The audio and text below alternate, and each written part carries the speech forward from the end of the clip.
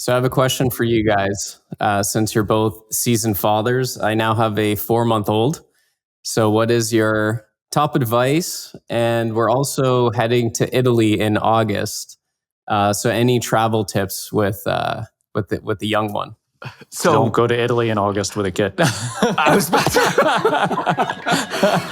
to. Welcome to the Offsite Podcast. I am your host, Jordan Gall. This is where I team up with friends to catch up on our work and, just as importantly, what's going on beyond the work.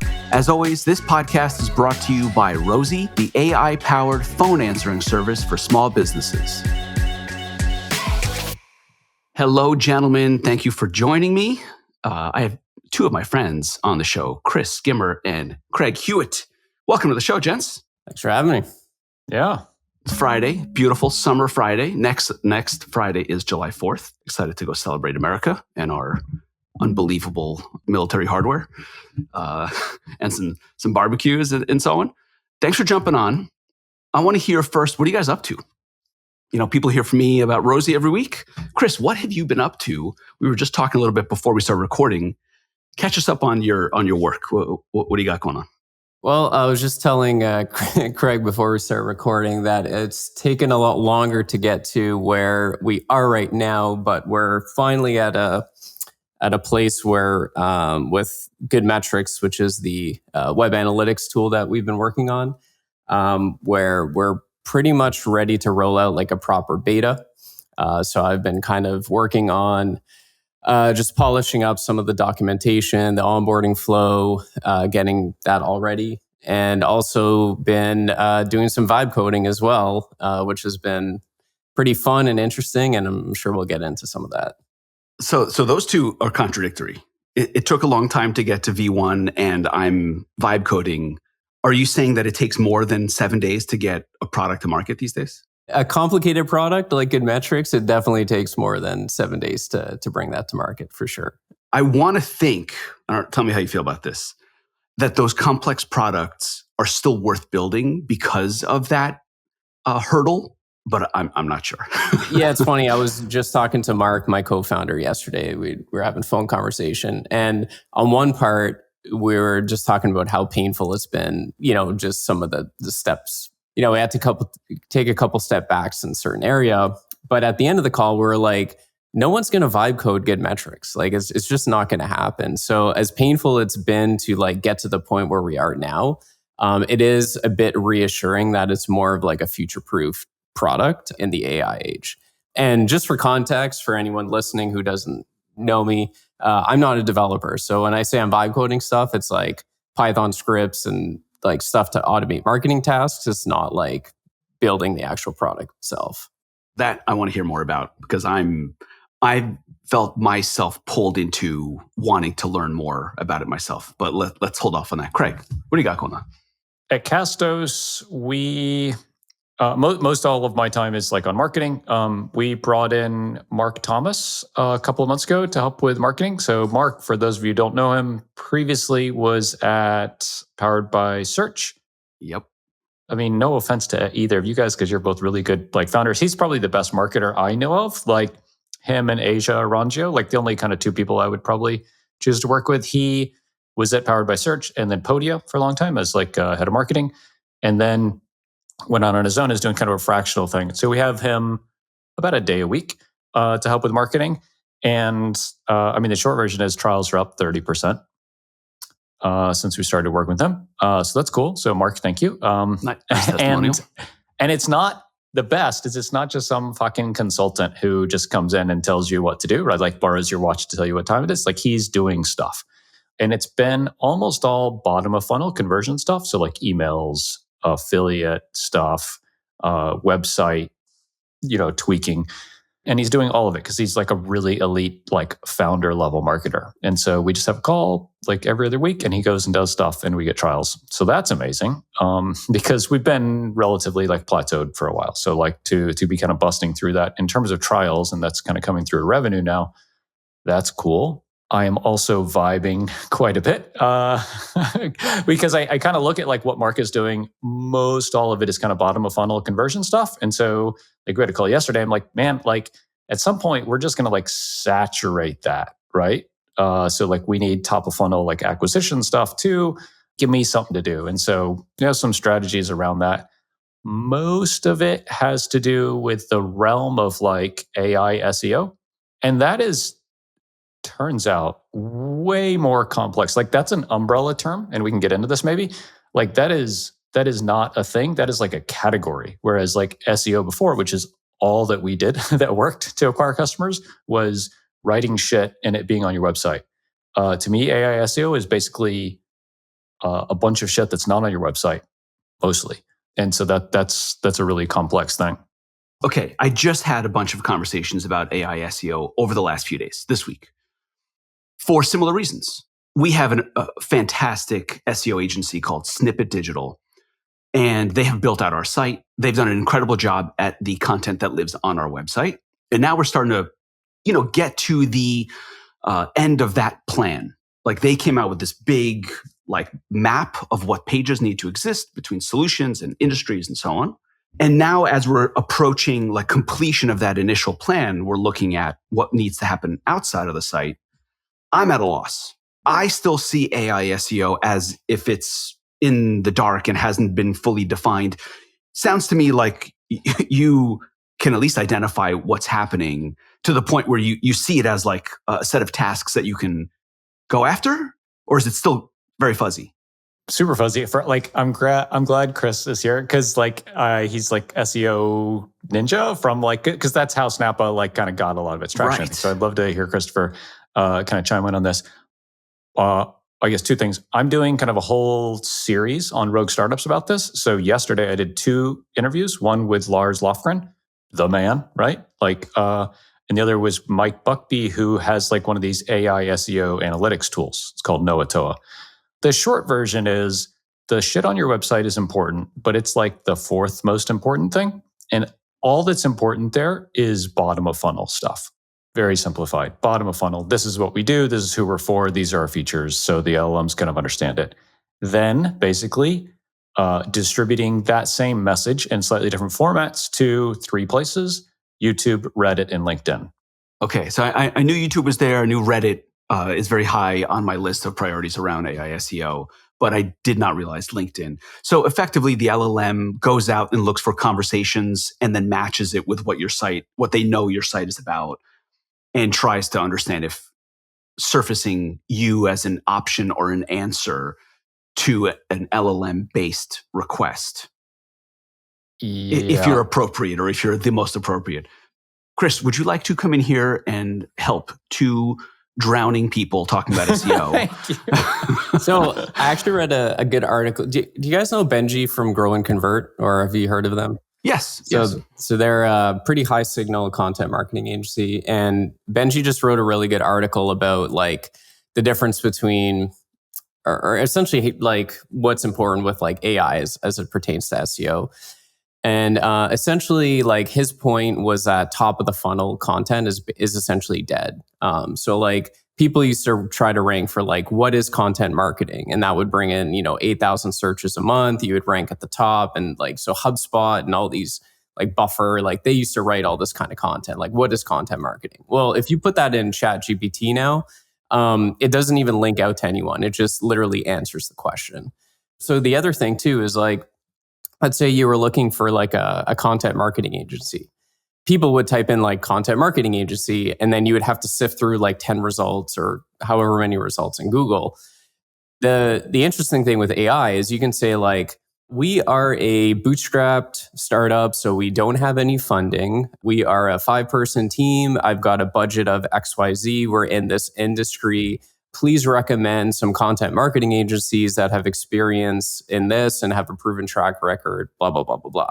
So there's all of this extra context. And so kind of what Craig was alluding to is like, you need all of that information to be on your website and as like detailed as possible so that the LLMs can pick up on that. In addition, you also want people on Reddit and LinkedIn and on Twitter to also be kind of reinforcing this as well. So I think with like AI SEO, the kind of overall theme is like bottom of the funnel is going to be like 10x more important than it was. And I think like just generic top of the level bullshit content is like probably not going to be worth your time. Interesting. I appreciate that we just got a glimpse at Chris's level of prompting in that level of detail. Yeah. What that leads me to think is that I want to think that it's ICP dependent. I want to think, okay, our small business ICP is not that technical and they're not in ChatGPT. That assumption feels like it got blown up as Google is now surfacing all these AI responses at the very top of search results. So even if our ICP doesn't live inside of ChatGPT the way a technical audience might, I feel like that no longer matters. As soon as Google starts putting these answers all the way up at the top, they dominate. And it's almost like, what's the point of trying to rank on page one with this other type of content? I know myself, and I assume others, when I see the response written out the way the AI response is at the top of Google, I trust that more than a listing. Yeah, and I think on top of that, it's going to start changing like user behavior because they're used to typing in like literally one or two words in the search, and then it comes up with all these search results. Now that they start seeing these like AI overviews, I think over time, even like the boomers with no tech experience are going to kind of get used to and trained to write longer and longer prompts into that Google search bar. We all got trained on how to search properly. Now we're going to be trained on how to prompt properly. Yeah.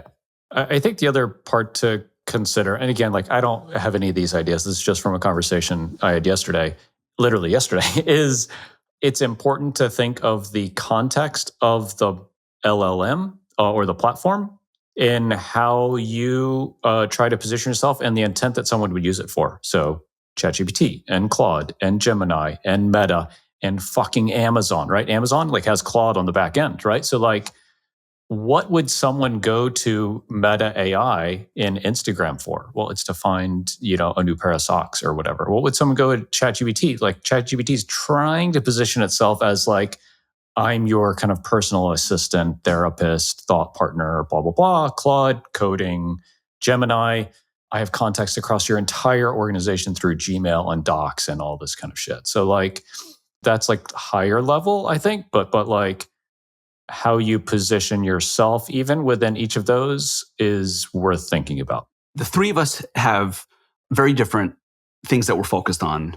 So Chris is about, correct me if I'm wrong here, Chris is about to introduce a new product. And then the most important thing is initial users. Craig, you have grown and then now are trying to figure out how to get to the next level.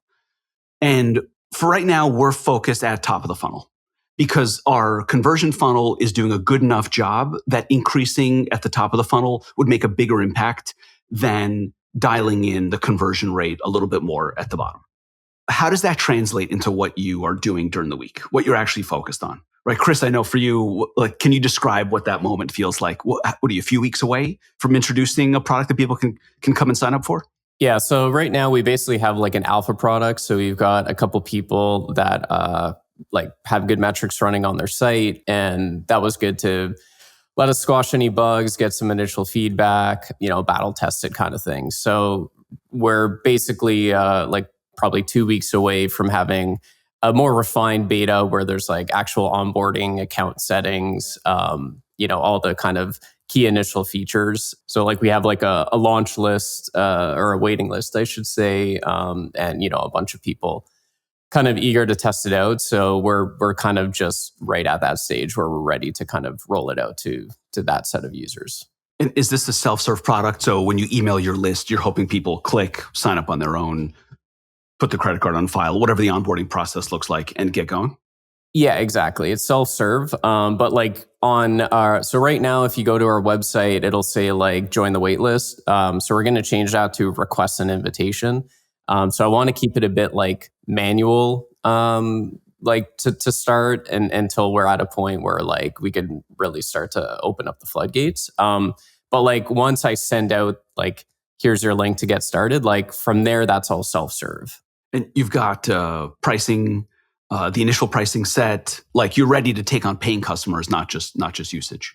Yeah, exactly. So basically, like anyone who comes in the beta, essentially they'll get like, a month or two like free trial. But the expectation is like, hey, here's what the pricing is going to be. So like it's not like, oh, try this out and, let me know what you think and you can use it free forever. It's like, you're only trying this out if like you might actually want to become a paying customer.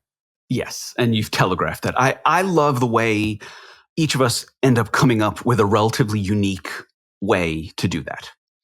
To convince people to pay, when to pay up front, don't pay. It's like, it's this mixture of how like confident you want to come off, how quickly you want or need revenue, how much you value usage and signups over revenue. I always think about it. We're almost a year into our product, and I think about pricing probably more than anything else.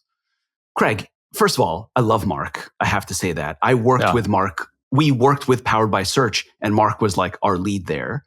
So congrats. I think you got, I would say lucky, but you did it on purpose.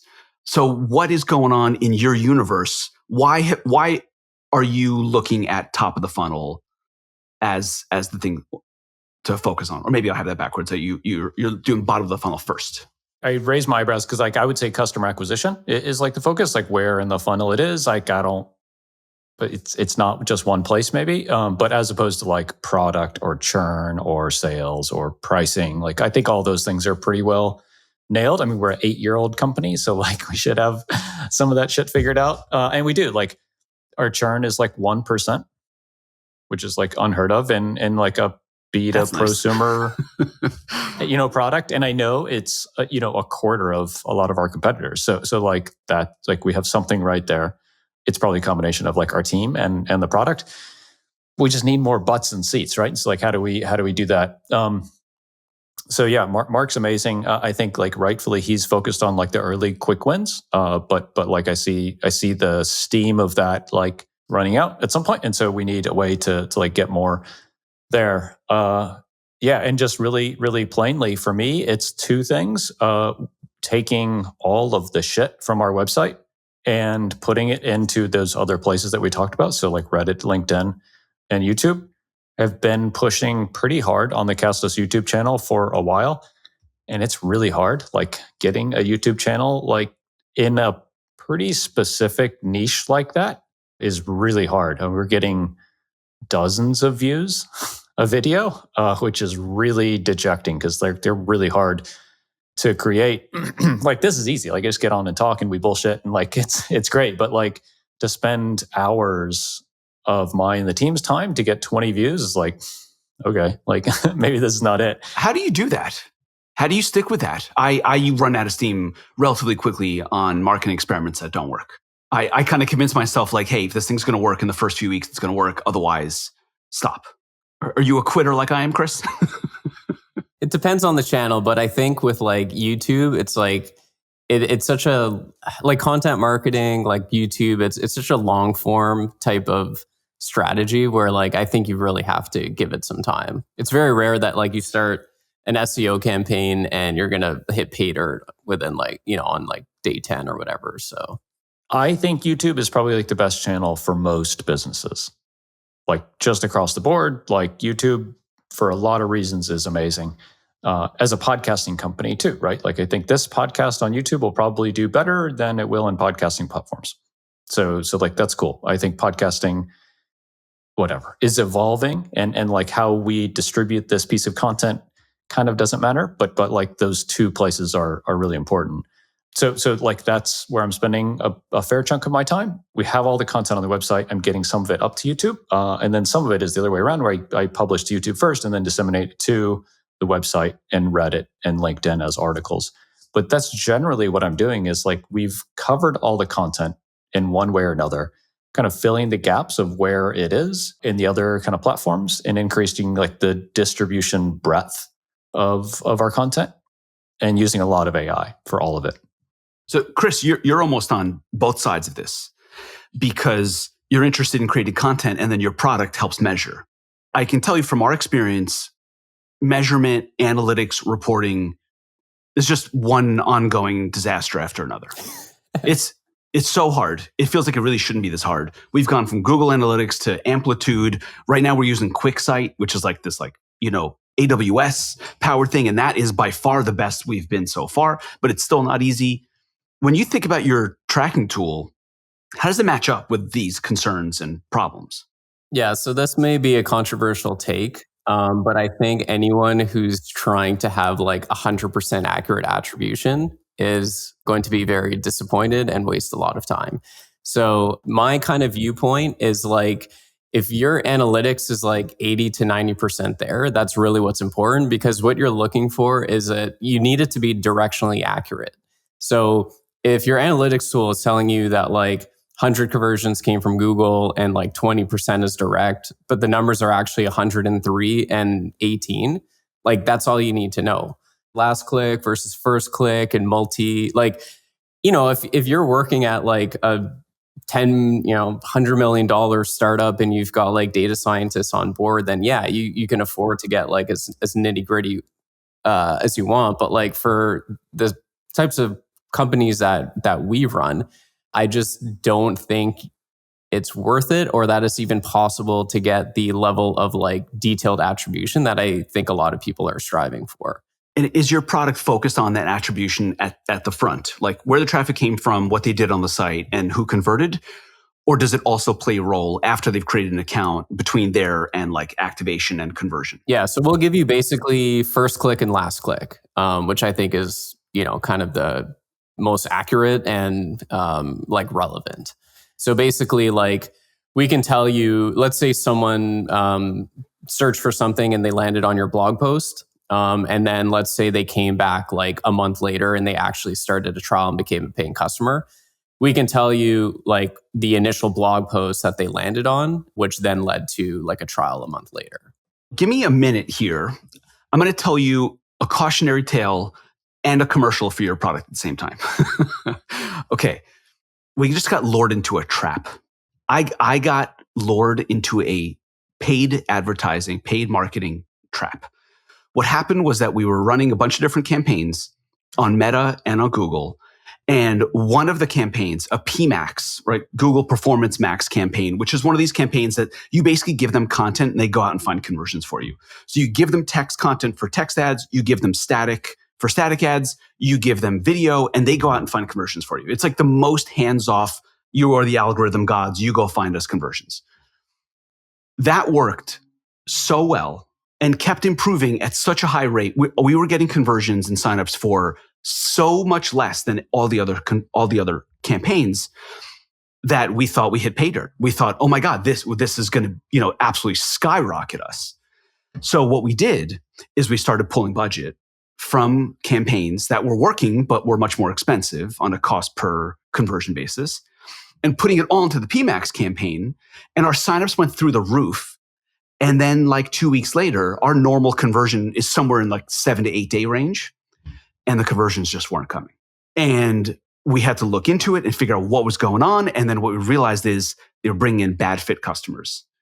And we started to get a little bit of qualitative feedback. In our support channel, people would be like, can I use this to call my parents in South America? And we'd be like, what? Like, how is that related to an AI voice product?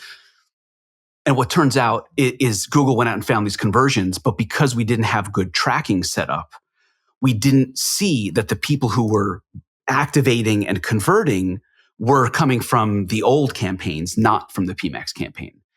And then we had to turn it off and put budget back and build the other campaigns up. I basically lost 4 weeks of growth because I got lured into this trap because I didn't have good analytics and reporting. The way I look at analytics is, number one, you want to know where your traffic's coming from and what your best sources of traffic from. And then what content is converting best.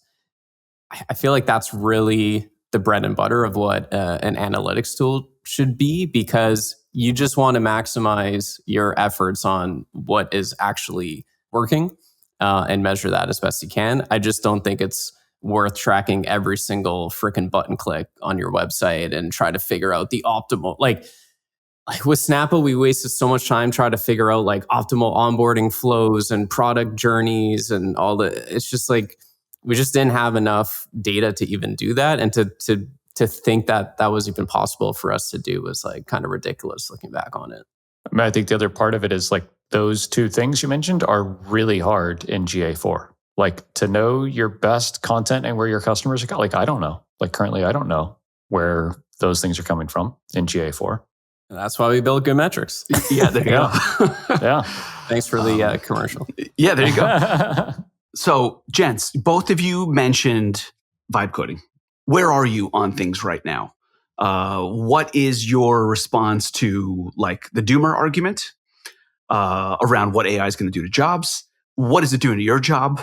And what are you being pulled toward building? Like content and videos, or is it tools internally, or is it like entire products? What do you guys have going on? It's mostly internal stuff. So I guess like by functional area in the company, developers obviously are using their developer stuff. It's helping immensely. That's a combination of things like Cursor or whatever they're using, and like this thing called Code Rabbit, like automated pull request review. So they're using a multitude of tools there. Support mostly. So we have an AI bot on the site, which like decreased our tickets by like between 30 and 50%, and churn went down. Who do you use for that? You can think about it while I complain about Fin, which I love as a product, but the pricing drives me out of my mind to pay per resolution. It's called DocsBot, docsbot.ai. It's trained on our stuff in Help Scout. It updates all the time. You can train it on our entire website. Yeah, it's great. It has like an escape hatch, like I want to talk to a human.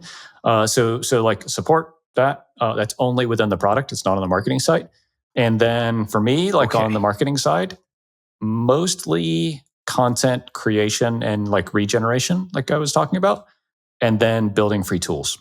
Interesting. I like the free tools angle. Sounds like a perfect use case for AI, because you know what we talked a little bit about before we started recording was the work that you do with AI tools that normally wouldn't get done, and it feels like free tools are a perfect example. It's like, do I want to go spend $10,000 for someone to build me like a calculator? No, but if it's in a few hours of work, then yes. And just like from a tool, before Christopher goes in, like from a tooling perspective, like I've played around with two categories of things. One is like the make and N8N kind of things. I find those much more complicated than something like Replit or Cursor. Really appreciate you showing everyone how to pronounce N8N. Thank you very much. I had no idea whatsoever. Well, I mean, I think like when I like realize that, I think it's really ironic because now I'm a non-technical founder who thinks that like software development is the answer for everything, which is exactly what I rail against all the time. Let's hear from Chris, and I want to know what you mean by that, because I have my thoughts as a non-technical person also. Chris, what are you guys building? How many people are on your team? Well, for good metrics, basically just like 3 people. So there's me, my co-founder, and then we have 1 developer who's working on it. Okay. And I'm assuming AI plays a pretty big role on a 3-person team. We have 6 people, and it plays a very big role.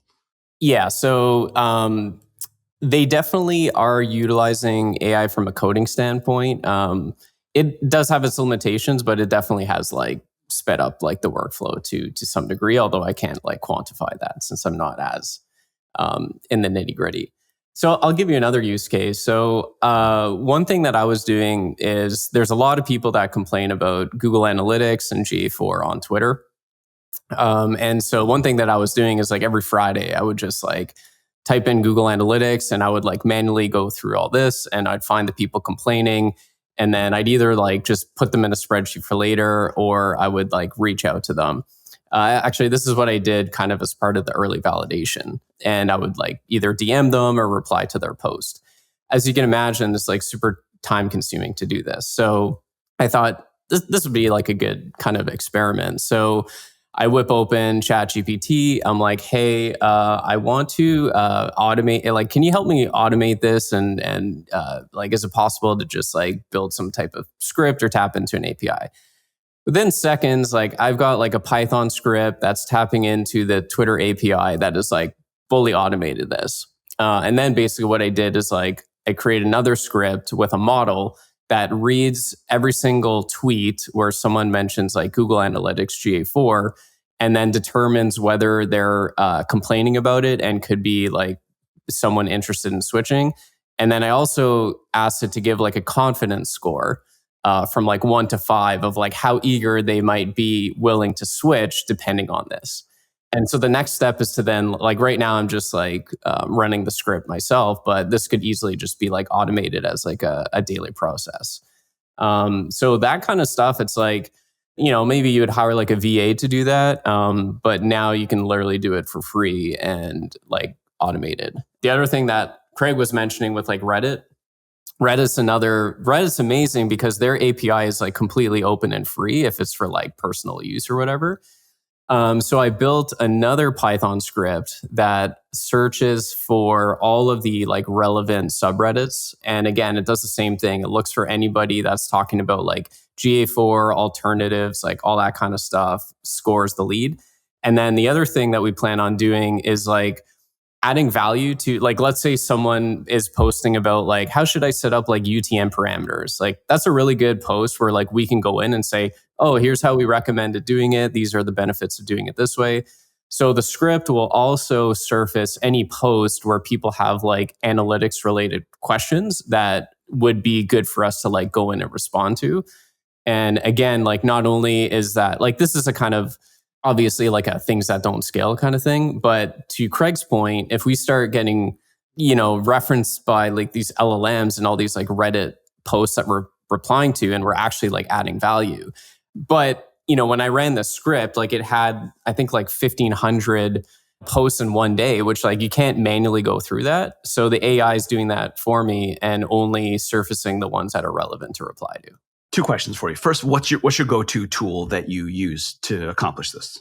I'm like pretty new to this, so I've just been honestly just using like ChatGPT for most of this stuff, and it works fine. Yeah, I find ChatGPT is great. Where I got really into Claude is around copywriting.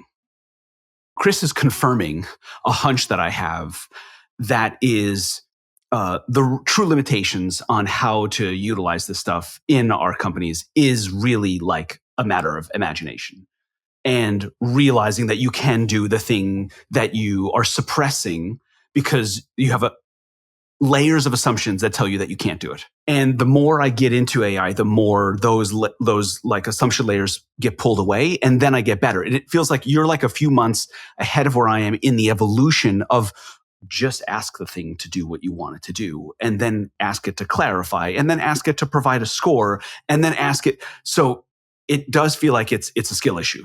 It's a matter of really learning how to ask properly. The thing that bothers me is that I know there are ways to use these tools to blow the business up. I know it. It's out there. And it's like a failure of imagination on my part to not like figure out how to use the tools, to find the right customers, to get into the right conversations, to be on the right pages, whatever that combination of things is. One thing I will say, which like you kind of alluded to, is like when you start out and you do like your first task, it's like, oh, this is pretty cool. Like, can I do this? And the more you get into it, the more you're like, my head is like so full. Like a couple of months ago, I wasn't thinking about any of this. And then just like in the past few days, like my head is just like full of freaking ideas of like, oh, maybe I can do this, or like, oh, maybe I can tap into that. And yeah, it's just like, I feel like if you get your feet wet and you just start playing around and experimenting, like more and more ideas just like come to you naturally. What I use a lot is basically the marketing of new tools to help me come up with ideas. So when I see, here's a new video model, right, that helps me connect. Like I want organic content about Rosie being published on multiple social media platforms through multiple profiles every single day. From where I am right now, wanting that to that actually happening feels like a pretty big distance. I don't really know how to do that. I looked at like influencer agencies and all these other things, and I just know that I can get there using AI tools. I don't really know what the path looks like, but I know that there's a way for Rosie to be able to publish 20 unique videos through 20 profiles every single day about our ICP and about these things that we're working with and learning every day. That, I don't know if that's a job that helps companies get there. I don't know if that's the founder forcing themselves or the individual contributor forcing themselves to learn it. Craig, what do you think? Do you have like these ideas that you would like to capitalize on, but can't quite get there? Totally. I mean, I think I'm in a similar spot to both you guys. Like I have told the company, like, get on board or leave. And we had some people who were AI skeptics, and they have turned around quickly, and they're some of the biggest embracers of it. So like, I think that's one of them. It's like, it's not just us. It should be everyone, because then you're multiplying by 3 the whole company, not just you. I think the question that you had there is like the biggest question is like, you're the founder. Should you be figuring out this Python script? I that's the question I ask myself. It's like, do I just need an automation engineer? And like, would that accelerate all this by like a lot? Like, if we all have all these ideas, but the limitation is, the fuck is, a shell script? How do I get this thing to keep running? And like, where is DigitalOcean? All right. I mean, like, Yeah, still a gap. yeah, and that's why like I overcame the gap, I guess, really practically by not trying to figure out N8N and webhooks and all this kind of crap. But like, I can just literally go talk to Replit and say like, and I did it this week. I was like, hey, I keep doing this thing where like I have a blog post or a YouTube video that I want to like transform into other things. I download our entire website and I uploaded it as a RAG, right? A RAG is like where you can have it make sense of a huge amount of content. So I did that in like 20 minutes. And it's a little web application. It takes, and we could automate the whole thing, right? But it takes as an input like a YouTube script, and it gives a blog post, a LinkedIn post, a Reddit post, and an email and 2 LinkedIn posts, all with the context of exactly how I write stuff. And it's just automate. And so then you could automate the whole thing. And I spent about a day and a half trying to do that in N8N. And that's exactly what you're talking about, I think, is like, we have these ideas. We don't have, I'll speak for myself, I don't have the capacity to do all of this kind of developer-esque no-code automation stuff. So somehow we got to overcome that. I don't know the answer. Chris, how do you possibly stop yourself from getting pulled into like introducing these things into the product? Yeah, it's something I thought about briefly, because like, there's a world where instead of just like clicking around and looking at the reports, you just type in like, what are my best sources of traffic? To be honest, I don't see a reason like why we wouldn't do that at some point in the future. I think it could definitely be super useful. Yeah, because I felt like I was missing out when I was running Rally on the e-commerce side. And one of the reasons we pivoted into AI is because I was like, I refuse to miss out. It's just too interesting and growing too quickly and all that. Craig, I'm sure in podcasting there are a lot of use cases. Yeah, it's coming. Like I'm on vacation next week, but it's coming the week after that. Yeah. Okay, cool.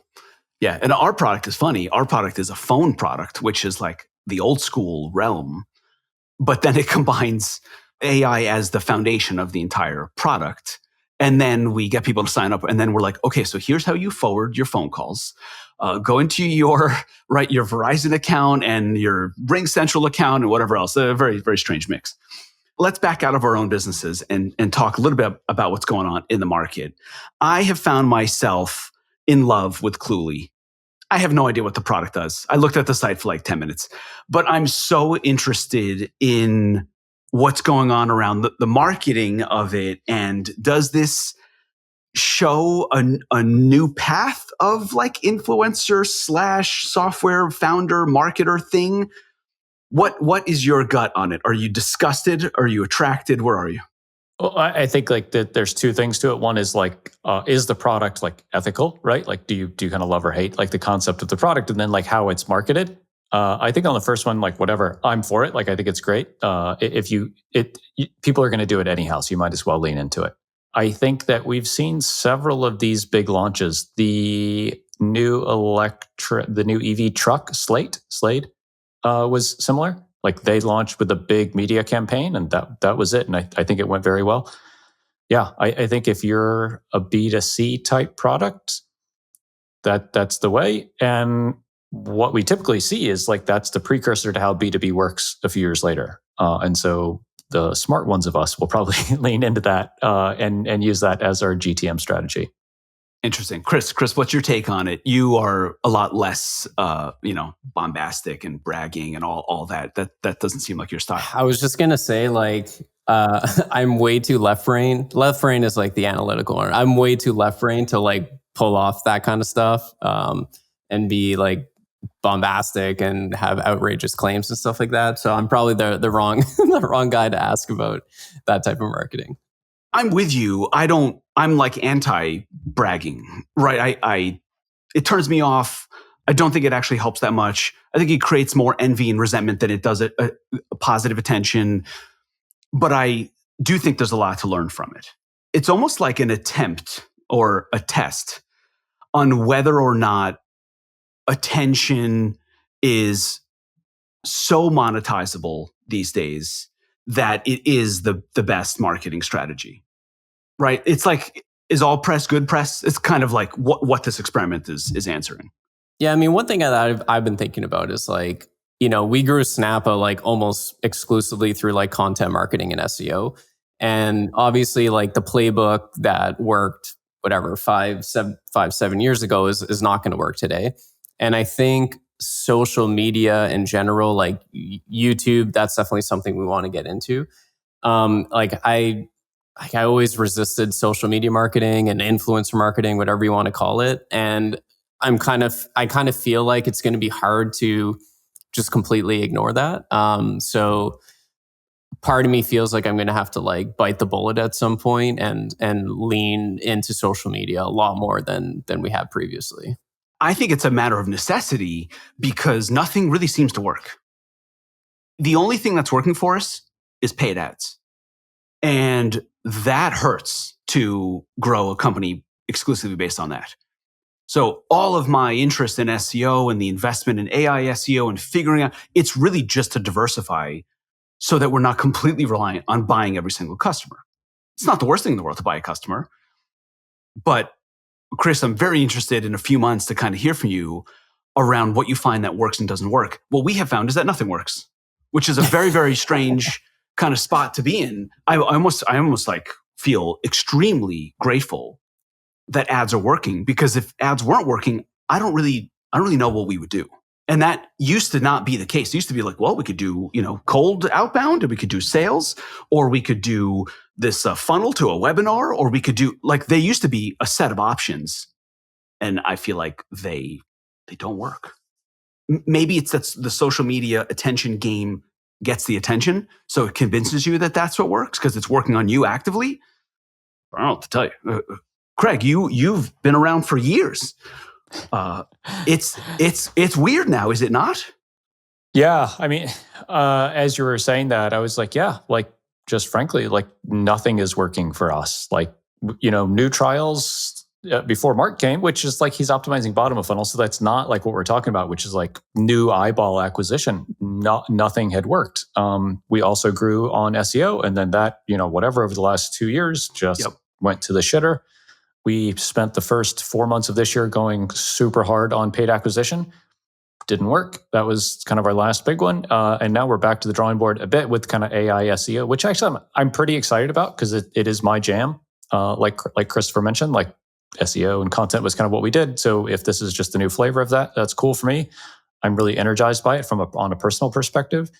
But otherwise, yeah, like we're not far from just being like, I don't know. Like we got a pretty good business, but this is as far as we can take it. Like I'm honestly not that far from that because, and I have visibility to a lot of companies. Like I do some advising with Tiny Seed. So there's like 200 companies there. There's not a lot of people that have acquisition figured out that don't have some kind of built-in thing that's not like the shit that we're talking about. What do you mean by a built-in thing? Like they're integrated with this platform and they get their distribution through this platform. That type of thing? Yep. Or just the value prop is so strong that things like cold email work. You can send an email and get to the point within one sentence, and the person says, yes, that hurts. And we're going to save you $5,000 a month, and it's $600. Okay. Chris, you obviously are thinking about this. How are you going to go to market?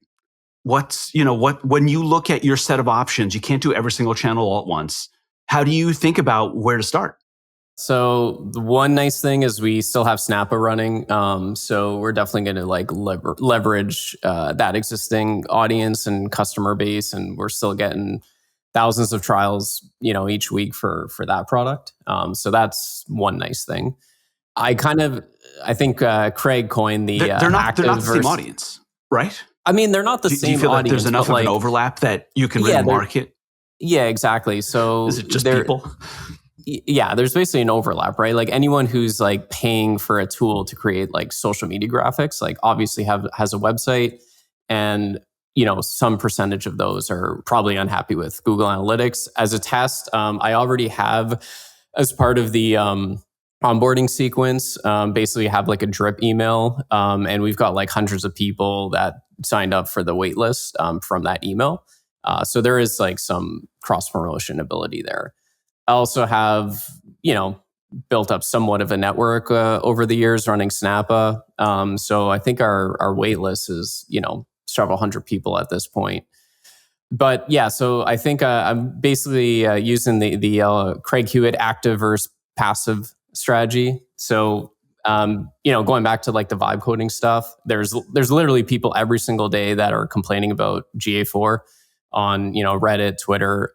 So basically like, and I've already kind of proven that works to some degree. Like when we're in the alpha stage, I'd message a few of those people even before we built the product to see if they would be willing to like hop on a call and kind of share what they don't like about it. And like actually got quite a few people that just had a call who like, I didn't even know these people. So I think that part will work, but you can only like scale that so much.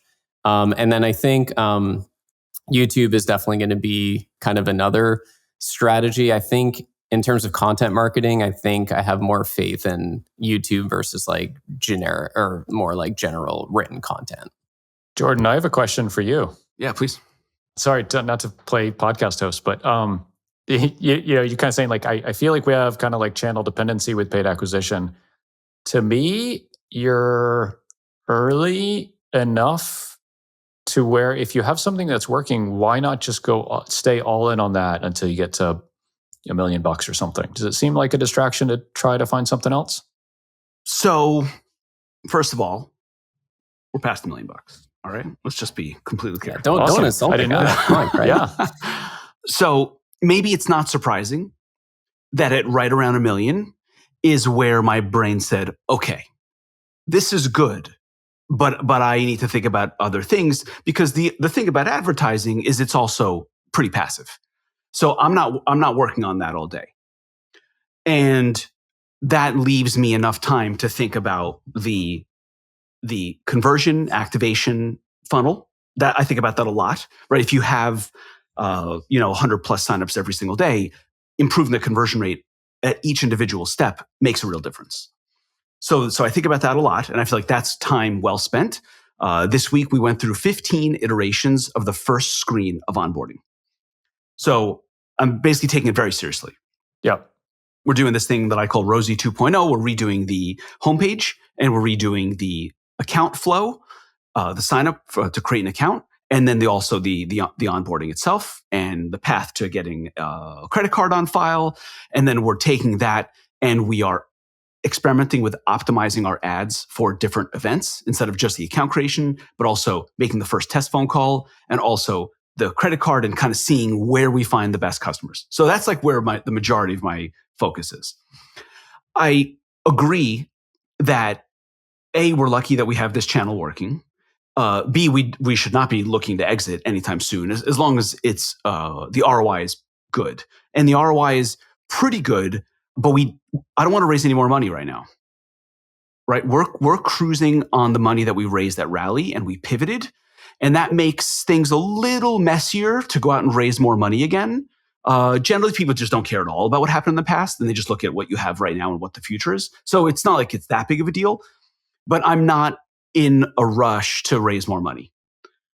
If paid gets to a point where it is so good that it is really just a matter of adding more money, then we will go out and raise more money and spend a lot more money. One interesting experiment that I can talk about there is we're just about to do our first TV commercial.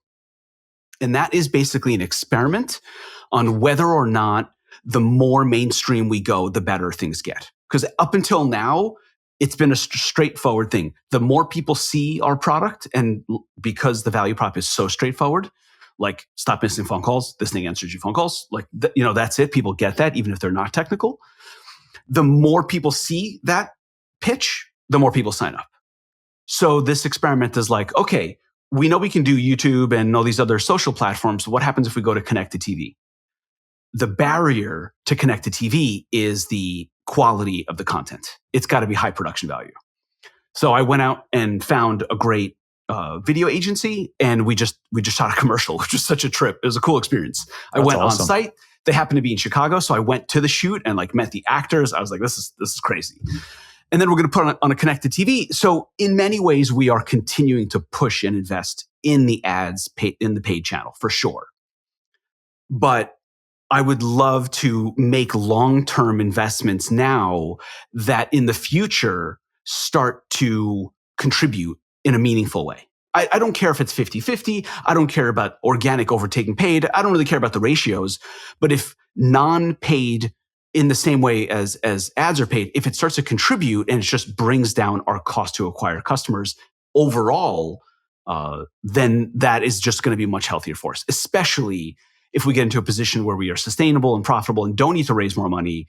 Then I'd like to run things that way if possible. Have you found that like word of mouth has picked up more as like you've ramped up ad spend and gotten a bit bigger? Like, is this thing too where like if you spend, tons of money over the next couple of years and you get that much more people and then word of mouth spreads, that eventually like the organic will just kind of take off on its own? Or so not yet, but that's the goal. The goal of our go-to-market and our positioning is to aim at the very bottom of the market, very small businesses, very self-serve, very relatively low cost, low complexity. And part of that is like, how does this thing get to, tens of thousands of customers? And it tips over into being the default. And then the word of mouth is this very natural, like, well, what do you use?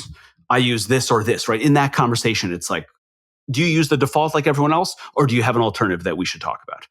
Which is what happens as a market matures and the most well-known become very well-known. So that's the goal. That's the strategy of Rosie, is to not increase the complexity and go toward enterprise and more sophisticated customers. It's to just stay at the bottom so that word of mouth kicks in as what I believe is going to happen. An absolute ton of small businesses are going to have an AI answer in their phone. Right now, there are like, I don't know, tens of thousands, 50,000, 25. It's really not many. But if there are 30 million small businesses in the US, in the matter of 2 or 3 years, there will be millions that use this. And so that's why I want to stay right at the bottom, very, very self-serve. Basically, the first place you go to. If you start email marketing for the first time, you don't go into some very sophisticated platform. You sign up for a MailChimp account. You start there. Maybe 2-3 years later, you graduate out, and that's fine. But MailChimp is the default when people ask, what do you use for your email? That's kind of what people talk about. So that's the goal. Anything else you want to bring up? What do you got going on this weekend? Anything fun? Chris, did you invest in the Circle IPO or not, like I did not? I did not. I'm not bigwig enough to have allocations into stuff like that. So I'm just holding my Bitcoin. That's all. Fair. Craig, what do you got going on? Anything fun for the weekend?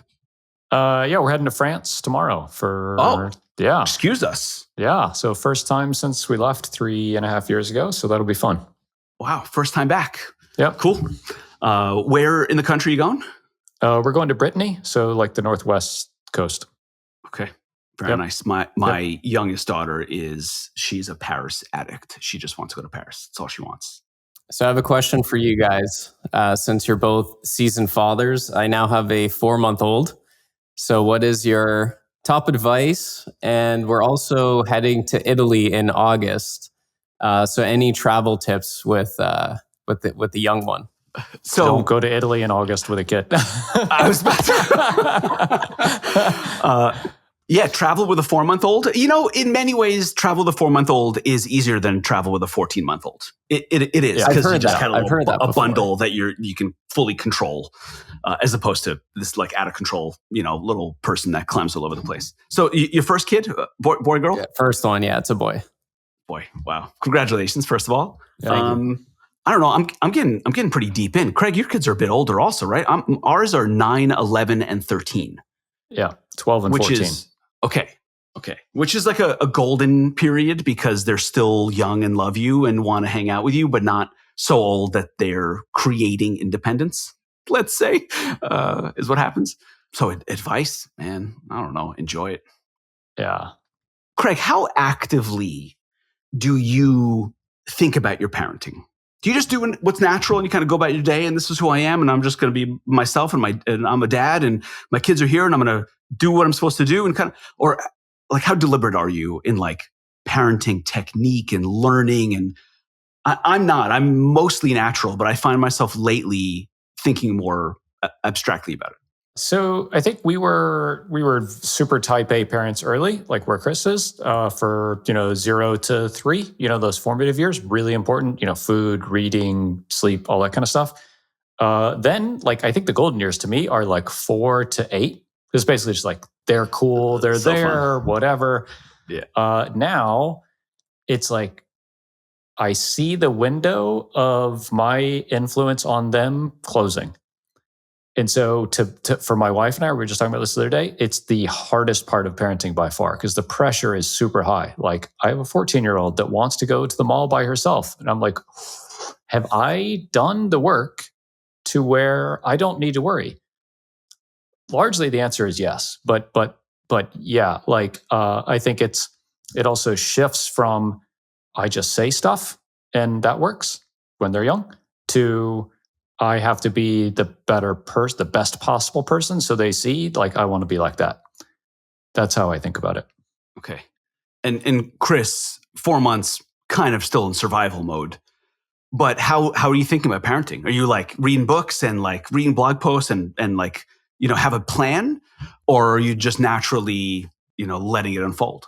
I'd say more letting it unfold, but my wife is definitely more of like reading everything, and she's so good about like trying to keep them stimulated, and she comes up with all these like things to do and games and stuff like that. And she's off now, but like she's a registered nurse and she's worked with she's done like pediatric home care and stuff like that, so she's like super good with kids and stuff like that. So definitely lucky to have like such a awesome wife who's really really good with him.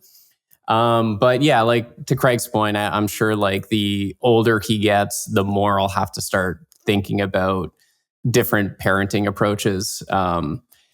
I do kind of like the idea of like, rather than him sitting in a classroom for like 8 hours a day, like having more like experiential learning and catering to stuff that he's interested in, as opposed to just being like super authoritative. So I definitely kind of thinking more about that style of learning, but I don't think I'm ready to do like full on homeschooling either. So that's definitely something that we're going to have to think about like once they reach school age. Yeah, I do feel myself doing things that I think I might regret in the future around just defaulting to these very normal societal cultural norms around public school and travel soccer and these things that if you thought more about them, maybe you would go about it differently. But the river of zeitgeist just kind of takes you. And then here you are, you live where you live, and they have peers and their peers are doing things. And it feels very unnatural to say, hold on, philosophically, I disagree with this. And therefore you shouldn't play travel soccer. It's like hard to square some of these like theories with day to day. I think it's hard to stop it if you never start. So like Jordan, you and I probably don't have a hope, but Chris, maybe just like don't get into the system. Is the answer. I'll just real quick. I'll give like what if we had to do over again, we would hire like Mary Poppins, right? Like hire a full-time live-in teacher, nanny, au pair, whatever, and that would be how we would educate the kids. Because I cannot educate my own kids, and I would hire a teacher. Interesting. So during COVID, we did something like that. I mean, not on purpose. So Cart Hook had an office in Portland. We had just signed a lease, and then COVID hit. So I'm looking at an empty office, and we start to think, what are we doing here? What are our kids doing? They're stuck at home. So we turned the office into a classroom. We got together with 6 other families, and we hired a teacher. And these 6 kids had a magical academic year with just 6 of them getting to know each other. Play is different. right? No, like, yes, so social friction, but not in the same way as being with hundreds of kids. Super, super close attention from the teacher.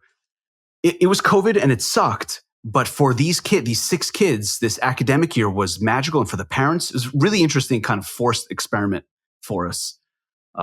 Chris, where do you live again? You're in Canada, are you not? How is like the school thing where you are? I was in Canada. I moved to Florida 4 years ago.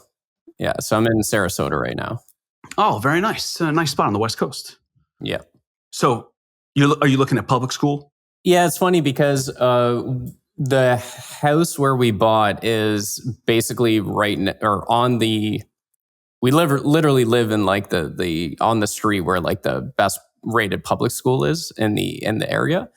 But like I was mentioning before, I'm still not decided on whether we want to go down the public school road. Or it's funny you're actually talking about the COVID experience, because when I kind of drum up like what I think is the ideal scenario in my head, it's like very small, not even like a classroom, but like learning with other friends. I want to hear this. And well, basically it's like, because my fear with like what people would traditionally consider homeschool is like the whole social aspect, right?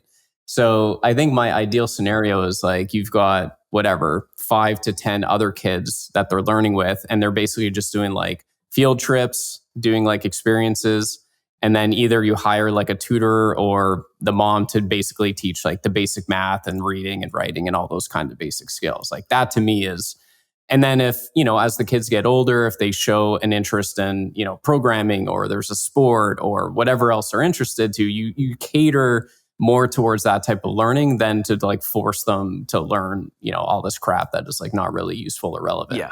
Like trigonometry. And sometimes poisonous, and sometimes overly ideological, and sometimes in a bad environment, sometimes slowed down to accommodate for different speeds, all within the same class. It's really complicated. Have you seen a startup called Primer?